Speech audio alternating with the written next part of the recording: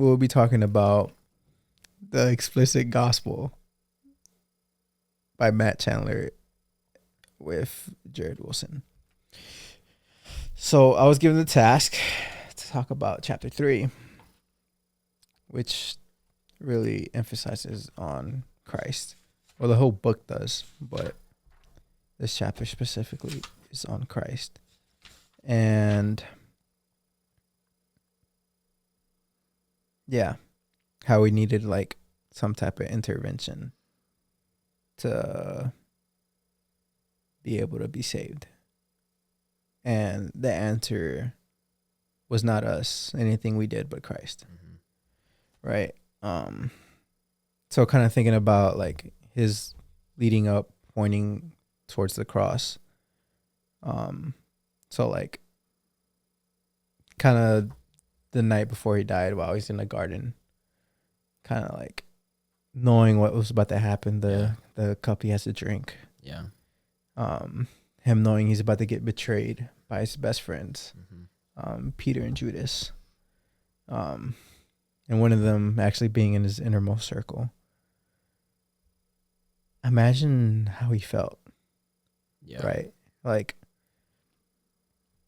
so imagine like your two closest friends, right? Like your circle right now, one of them being your closest friends, the other like still like someone you lived for the past 3 years. Like every day sharing every meal moment together, basically every moment together, and just him giving you up even though you've done nothing wrong. Yeah.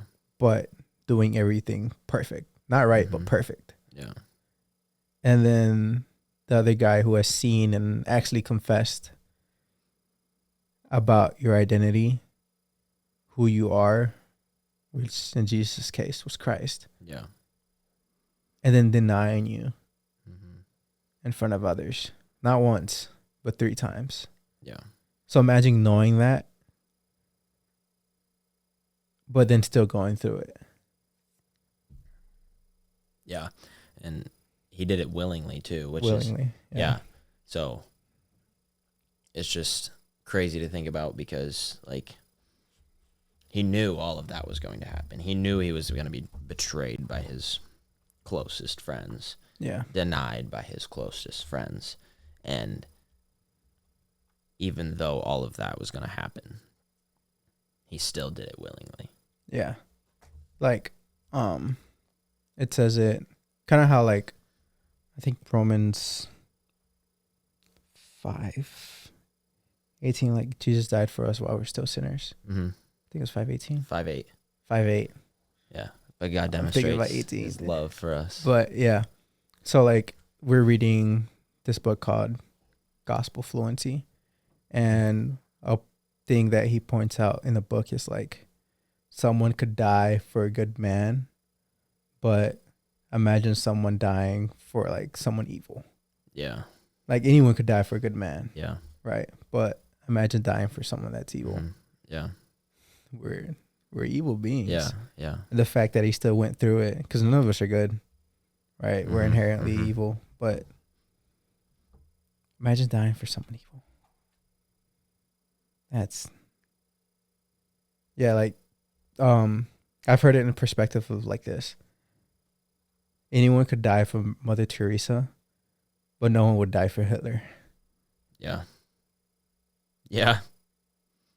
It's like a huge like contrast, like huge like difference, but like that's in like God's perfect eyes, like that's kind of someone perfect died for someone evil. Yeah. It's just so powerful because Jesus, he was the only way for us to cross that chasm. Yeah. That gap that sin created. And, you know, like we were his friends that betrayed him. We were Judas. We were Peter. We denied him. We betrayed him, but yet he still died for us. And like something that God's been teaching me over the past like month or so is like, that's where we find joy. That's how we have joy in life. It's realizing the beauty and the power of the gospel. It's not forgetting that power. It's not forgetting that beauty. It's remembering what Jesus did. Not just going through the motions and taking it for granted because it's just all around us. It's remembering that, because that's how we have joy. Like Paul talks about joy all the time in his epistles. It's 1 a.m., so I'm blanking on the exact spots. But like that's how he has joy. Yeah. And Philippians. Oh, whoa. What'd you say? one of them, I don't know. You said joy through hardship, or what?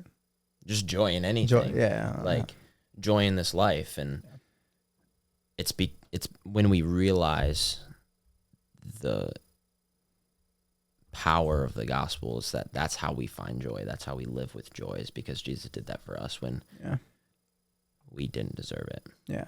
And to think like nothing else would have saved us. Yeah.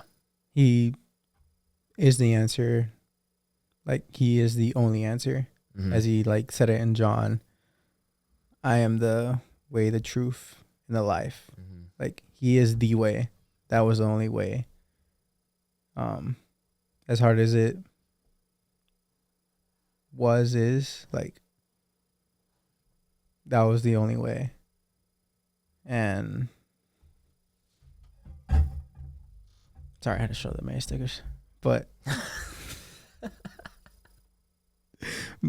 your brain's going all over the place right now. It's because I remember we had it like that earlier. Yeah. Drunk water. But yeah, like, he was the only thing that could satisfy God's wrath. Yeah.